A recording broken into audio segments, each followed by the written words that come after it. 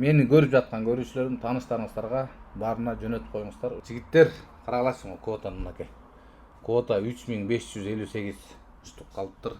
Дагы 3000 канча место бар, 3500 место. Анан мына биздеги биз алып келип аткан машиналардын вин коддор турат ар бири. Ушулардын баардыгы квота менен кирген машиналар да. Мынакей могул жерде көрүп атасыздар өзүңүздөр. Бул жерде общий 85 машина турат. 85 машинаны бир айда алып келип биз киргизип атабыз. Анан биз жөн эле мындай эле простой эле адамдарбыз. Кээ бирлери бар гиганттар, 200, 300, 500 машина алып киргенчи. Ошентип отуруп, могул 3500 квота калбай калат.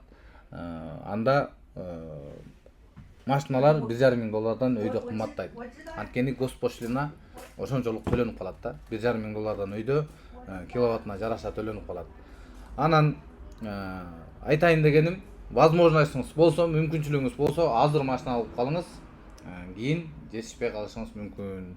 Жетишпей калсаңыз, эмнеге жетишпей каласыз? Машина кымбаттап кетет. Арзан кезинде алып калыңыз деп сизге сунуштап жатам. Андыктан мени көрүп жаткан көрүүчүлөрүм, тааныштарыңыздарга баарына жөнөтүп коюңуздар. Ушул видеону көрүп, билип алышсын, маалымат алып алышсын.